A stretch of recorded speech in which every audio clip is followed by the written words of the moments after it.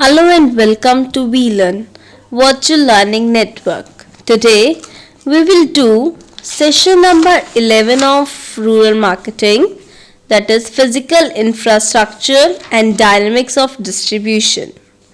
Now the topics covered in this session are Introduction, Dynamics for Physical Distribution, extent of customer service, scope of distribution task, dispersal of villages in India, market size across rural India, then seasonal demand and distribution implications. So first we will discuss the introduction part. As we know that rural market जो है हमारी India में have presented a उसने typical challenge of access both in physical and communication terms to the marketers of goods and services. So basically उसने जो rural market है India ने उससे पूरा एक typical challenge access किया है physical communication, physical में भी और physical terms में भी और communication terms में भी marketers को उनकी goods and services में. So although जो nearly 3/4 of the country's population जो है जो लोकल एरिया में रिसाइड करती है उनका जो डिस्पर्जन है वो इतना वाइड है, इतना बड़ा है, इतना लार्ज, इतना वास्ट है that is present a unique challenge of access. Added to this is the poor infrastructure in terms of road connectivity. हमें पता है जो हमारा रूरल एरिया में उसकी जो इंफ्रास्ट्रक्चर है वो बहुत काफ़ी ख़राब है रोड कनेक्टिविटी के लिए, ट्रांसपोर्ट लिंकेजेस के लिए, जिससे कि it make reach to these market even more arduous. So however जो recognition that these market represent untapped potential and the first brand to capture the interiors would have a natural advantage as focused corporate attention to solve the distribution rubric.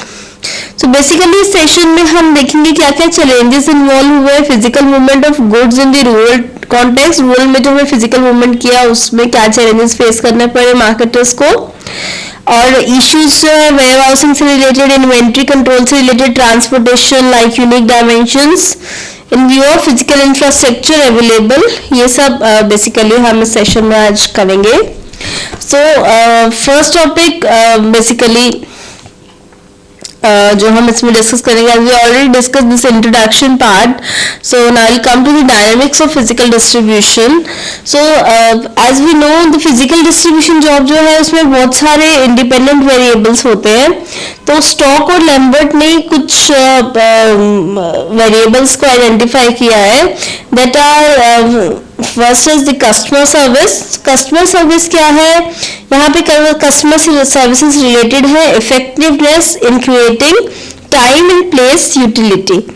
भाई कितनी time और place utility कितनी effective है जो हम customer को दे रहे हैं.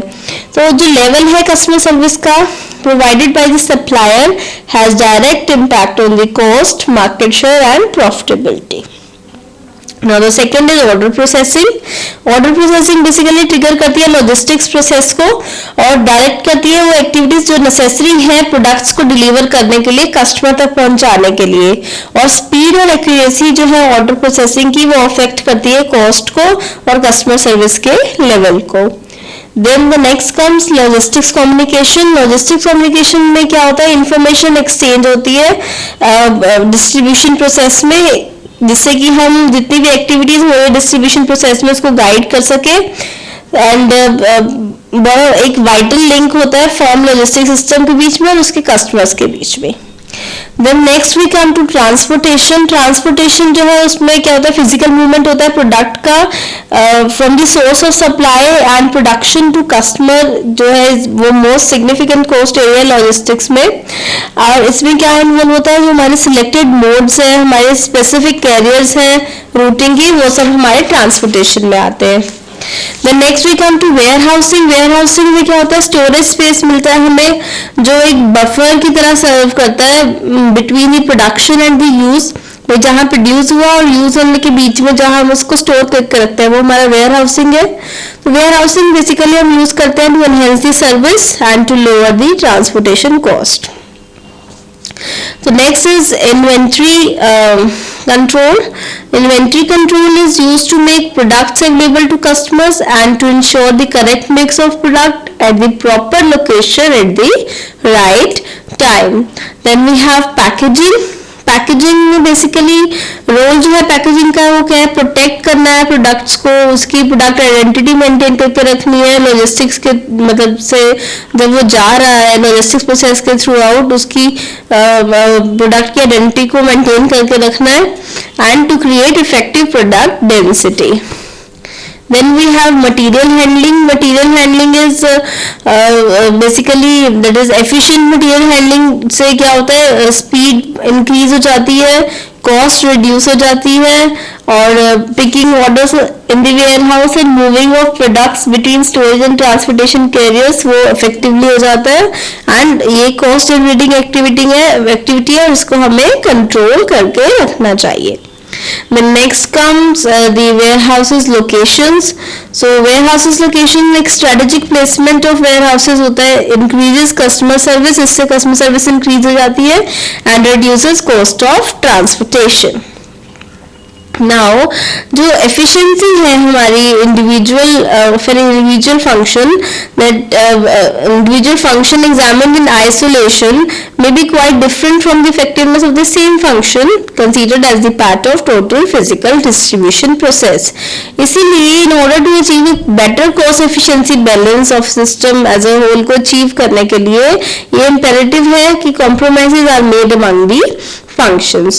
So cutting cost while at the same time improving efficiency is the primary aim in organizing the physical distribution system. Now the next topic is the extent of customer service. अब extent क्या है customer service का, कितनी extent तक हम customer को service दे सकते हैं. While it would be ideal for a company और अ मैन्युफैक्चरर के लिए आइडियल है कि प्रोवाइड करें सबसे ज़्यादा अच्छी स्पीडी डिलीवरी अपने कस्टमर को. It may not be cost effectively होनी चाहिए लेकिन कंपनी के लिए वो चीज़. So therefore there is a need to decide on the extent of service to be provided to the customers. Now extent of service to be provided किसके ऊपर depend करती है, कितनी एक्सटेंट ऑफ सर्विस हमें प्रोवाइड करनी customer को. 3 entities के ऊपर डिपेंड करती है. 3 एंटिटीज क्या क्या है, एक तो हमारे कस्टमर्स, हमारे कॉम्पिटिटर्स और हमारी company. Now while the customer would demand a certain level of utility, customer जो है वो कुछ certain level of utility, certain level of satisfaction demand करता है, तो the company would wish to provide the least possible services as it would entail cost. लेकिन जो company है कम से कम सर्विस देना चाहती है क्योंकि उससे उसका कॉस्ट ज़्यादा होती है, कॉस्ट बढ़ती है बार बार सर्विस देने से. तो हाउएवर जो कंपटीटर है वो determine the minimum level of service that should be provided to the customer. तो ये जो इंटरेक्शन होता है इन तीनों एंटिटीज के बीच में वो देयरफॉर बी एज अंडर, कुछ इस तरह का इंटरेक्शन होता है इन तीनों एंटिटीज के बीच में. Like the physical distribution system is thus measured by as we can see extent कैसे होता है. कस्टमर जो है वो सेटिस्फेक्शन मांगता है कंपनी से, देन कंपनी जो है एक्सटेंट ऑफ सर्विस जो प्रोवाइड करवाती है वो देती है, एंड देन जो एक्सटेंट ऑफ सर्विस वो दे रही है अगर वो लेवल ऑफ सेटिस्फेक्शन है तो वो कस्टमर के पास चला जाता है, अदरवाइज वो कॉम्पिटिटर वेरिएबल के पास जाता है और वो कॉम्पिटिटर वेरिएबल से वापस कंपनी के पास आता है. कंपनी से अगेन ये process extent of service to be provided के पास चला जाता है. तो फिजिकल डिस्ट्रीब्यूशन सिस्टम को इस केस में कैसे मेजर कर सकते हैं, एक तो स्पीड देखते हैं within which an item can be made available to the customer, कितनी टाइम में एक जो भी आइटम है कस्टमर के पास हम पहुंचा सकते हैं, अवेलेबल कर सकते हैं उससे. रिलायबिलिटी कितनी है सर्विस की, and the extent of availability of the item. Now the next comes like many parts of rural India है, अभी भी बहुत सारे ऐसे पार्ट हैं जहाँ पे इनएक्सेसिबल है, जो थ्रू रोडवेज के थ्रू हम नहीं जा सकते. अभी भी वहाँ पे पक्की सड़कें एंड ऑल नहीं बना है, कनेक्टिविटी और इंफ्रास्ट्रक्चर बहुत खराब है. तो जो problem gets aggravated during the monsoon से केस, मानसून सीजन में क्या प्रॉब्लम्स आती हैं, जो भी प्रॉब्लम्स आती हैं उस एरिया में उससे उसका रिजल्ट क्या होता है. The first is the extension of lead time between production and consumption resulting in substantially higher level of stocks in the pipeline. क्या होता है कि जो भी प्रोडक्शन और कंजम्पशन का जो भी है वहाँ पे जो लीड टाइम है उसका वो उसमें क्या होता है हायर लेवल ऑफ स्टॉक, मतलब स्टॉकिंग बहुत ज़्यादा हो जाती है कि रोड्स कनेक्टिविटी है नहीं इतनी ज़्यादा, मानसून के सीजन में बारिशों में और ज़्यादा खराब हालत हो जाती है, वहाँ पे तो आना जाना मुश्किल हो जाता है, तो उस केस में क्या होता है स्टॉक्स ज़्यादा हो जाता है. Then increase in inventory and inventory carrying cost, inventory बढ़ जाती है तो इन्वेंट्री को रखने की कॉस्ट भी बढ़ जाती है. Increase in transportation and storage charges cost, then risk of deterioration, खराब हो गया, चोरी हो गया, पिलफरेज हो गया, तो इस चीज का भी रिस्क रहता है. And next is increase in the number of middleman resulting in increase cost of distribution and selling. तो these are the results of the problems that aggregated during the monsoons. Now जो prime objective therefore क्या है कि इस तरह से design कर implement करें एक सिस्टम को that is most suited to the pattern of the marketing activity as well as the physical distribution system of the rural markets. Now the next comes the scope of distribution task, dispersals of villages in India.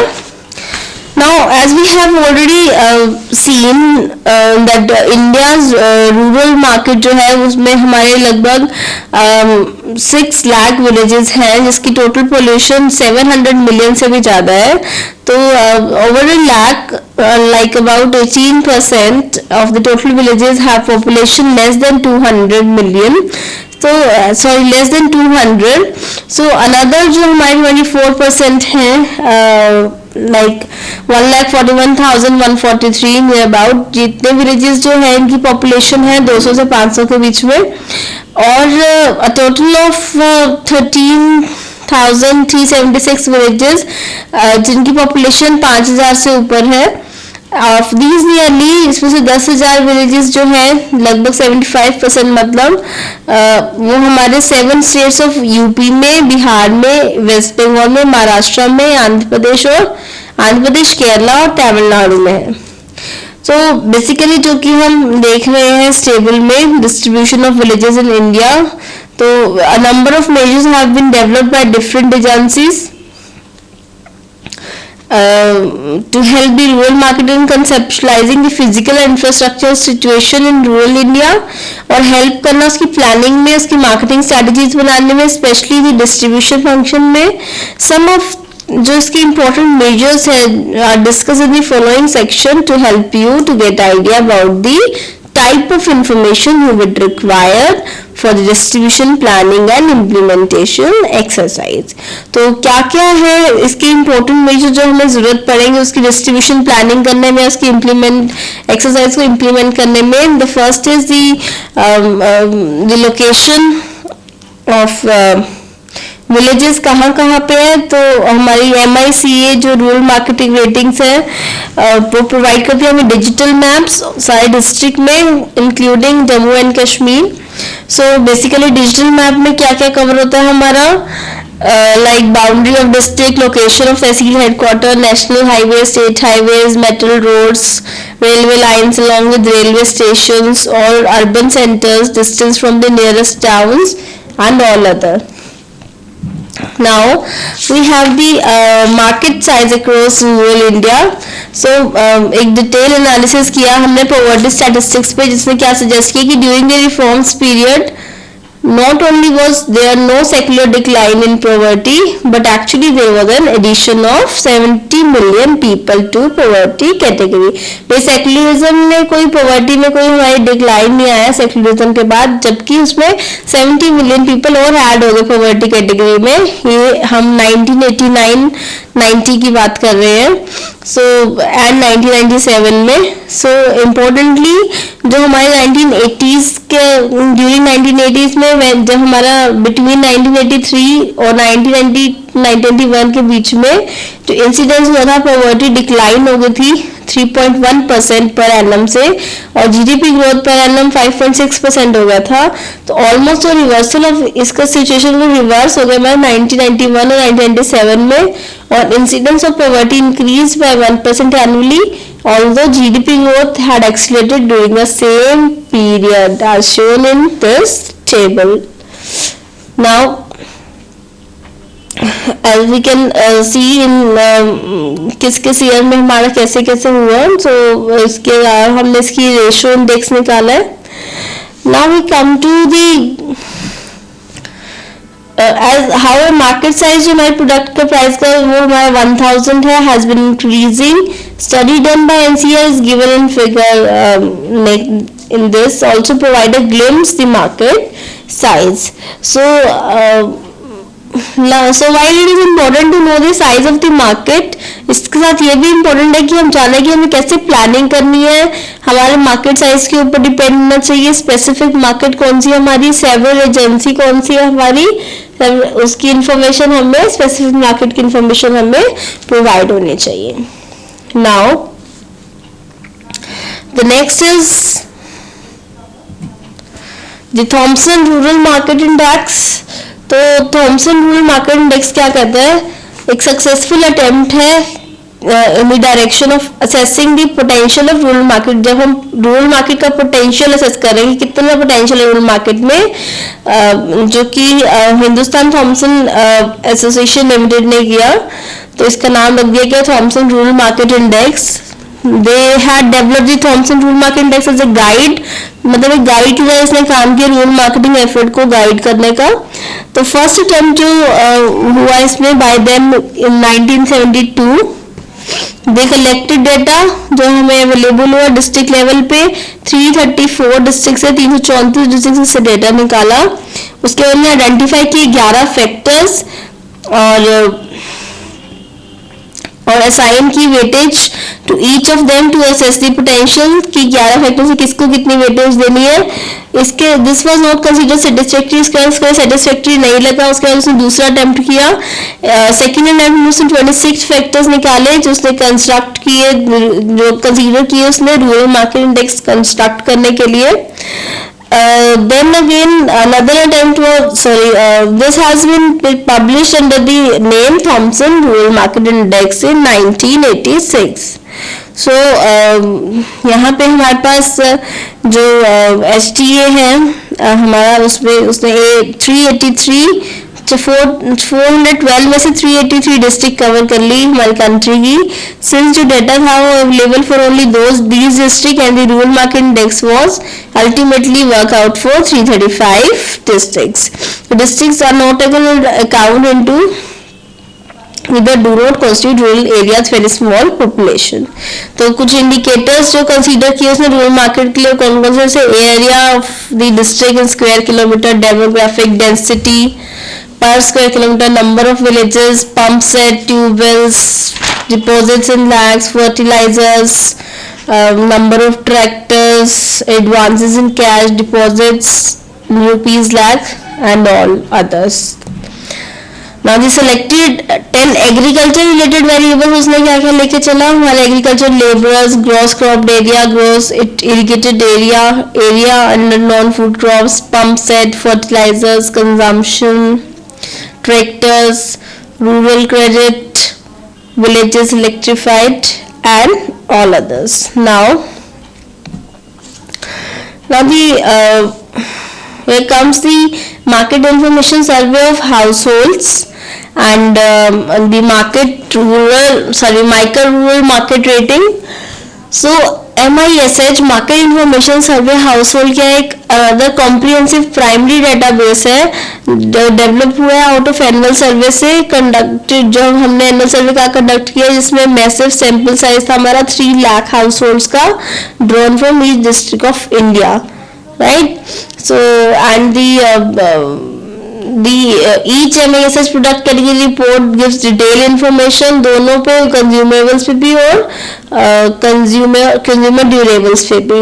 So according to जो number of households owning or using the product by income group के base पर, income group, town size, occupation, key influencer of purchase, product purchase by price range, the brand wise penetration, distribution of purchases, and overall purchase broken down by the type of purchase. Then MICA Rural Market Rating is a comprehensive guide which is designed to serve the industry ने. तो basically MIS for कंज्यूमरेबल्स के लिए था और MICA is for industry. Now we come to the roads. So as a crucial prerequisite for the development of rural market के लिए rural market development के लिए बड़ा crucial prerequisite क्या है हमारे रोड्स है. नेटवर्क ऑफ रोड्स होने चाहिए, कनेक्ट करें जो विलेजेस और टाउन्स को, ट्रांसपोर्ट करें प्रोडक्ट्स को रूरल हाउस होल्ड्स में. तो a good part of Kerala's development achievement must be attributed to well developed road and transport links throughout the state. So basically we have just about 48% of villages are connected and about 33% of villages are connected by Pakka roads and only say 1.2% of total villages connected with the railway stations. So basically जो generally जो retailer जो है हमारे remote villages में by the requirements and from wholesalers in large feeder markets they can carry the goods themselves और उन्हें bullock कार्य में खुद ही उठा के ले जाते हैं वहाँ से होलसेलर से या फिर वो बुलक कार्ट्स पे ले जाते हैं बैलगाड़ी पे. इसकी वजह से they are able to buy the good in large quantity to avail the bulk discount. ज़्यादा क्वांटिटी में वो नहीं लेके जा सकते क्योंकि उनको ले जाना मुश्किल होता है. तो then again moreover they have to travel frequently to feeder markets to replenish their stock को बार बार भरने के लिए उनको फ्रिक्वेंटली जाना पड़ता है फीडर मार्केट. तो इस केस में जो रिटेलर है वो अनेबल है ट्रेवल करने के लिए फॉर सम रीजन, तो then he will face stock out situation. और रिटेलर नहीं जा पा रहा है होलसेलर के पास तो उस केस में स्टॉक आउट सिचुएशन में आ जाएगा वो. Now the seasonal demand and distribution implication क्या है. बेसिकली जो डिस्ट्रीब्यूशन है किसी भी प्रोडक्ट का रूरल मार्केट एरिया में, चाहे कोई एग्रीकल्चर इनपुट है चाहे कंज्यूमेबल्स है या कोई ड्यूरेबल है, शुड नेसेसरी फॉलो एक सीजन पैटर्न फॉलो करता है. जब मतलब 75% जो रूरल इनकम है वो जनरेट होती है एग्रीकल्चर ऑपरेशन के थ्रू जो कि सीजनल है और डिमांड पैटर्न है वो भी सीजनल है. तो एक टिपिकल एग्जाम्पल है हमारे पास जैसे हमारे फर्टिलाइजर्स हैं. लाइक फर्टिलाइजर्स जो है वो डिमांड फॉर फर्टिलाइजर्स जो होती है हमेशा हाई रहती है during the start of rabi seasons, right. And the fertiliser manufacturer have evolved distribution pattern so that the seasonal demand can be met.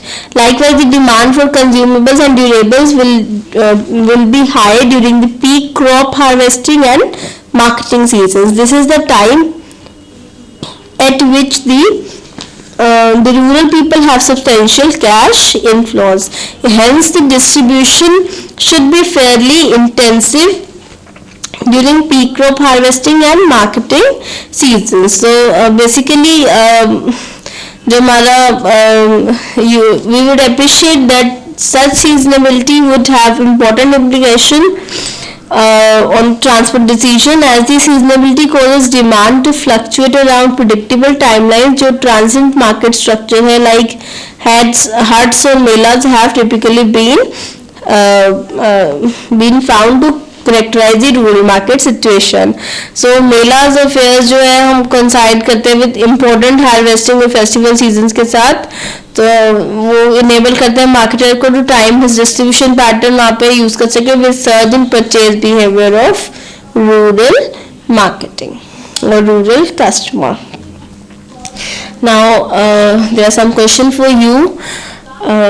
The first is how does physical infrastructure affect the distribution choices available to marketer, and the second is are rural markets simply extensions of the urban market in more difficult terrain with consumers a little more spread out and transportation a little more dicey.